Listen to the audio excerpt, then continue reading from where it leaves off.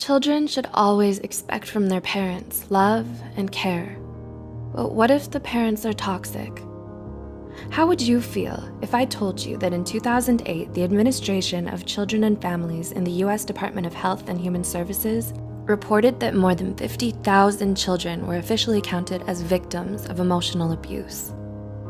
Whether hurtful words are intended to cause pain or not, they can leave marks and memories from a short time to a lifetime. Hurtful remarks can come from loved ones, such as parents, and the psychological and emotional damage can be detrimental to a lot of people, especially their children. The way parents raise their children and behave around them sets up the basic ground which builds their personality and self-esteem. So, how do you know if a parent or caretaker is toxic? Here are 8 things toxic parents say that can affect a child's life. 1. Offensive words towards their appearance. You're ugly, too fat, too short, or too skinny, or you have ugly hair. Degrading a child based on their appearance will likely only increase their physical insecurity and worry about their body image. This could lead to serious emotional issues, such as eating disorders. Parents are supposed to teach their children how to love themselves no matter how they look on the outside. 2. Provocative questions towards actions, like, why do you act so weird? Why do you walk that way, chew that way, move or talk that way? Children tend to believe anything their parents say, so sarcastic questions or remarks like these may make the child feel like there's something wrong with them. This makes it very hard for the child to be themselves around people, even during their adulthood.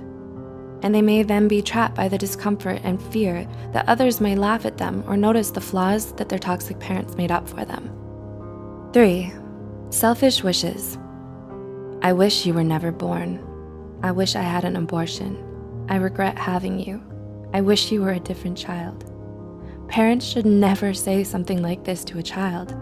It'll make them feel like they weren't supposed to exist in this world in the first place, and that they don't deserve to be alive. These remarks are so harmful to a child and to a human in general. They diminish their whole sense of identity, which can lead to self-harm and early depression. Instead, parents should make them feel loved and valued. 4. Making the child feel like a burden. You cost me too much money. It's so hard to take care of you. Having you exhausts me. If a parent says this to their child, the child will feel like a burden. It'll cause them to unconsciously hide their needs, feelings, and problems just to avoid the wrath of the parent. Considering that, NEMRS, a nonprofit children's healthcare system, reported that lack of love and affection or materialistic things are some of the causes for some children to lean on stealing and being abusive. 5. Unhealthy comparisons. Why aren't you like your sibling, cousin, or the other kids? The other kids are better than you.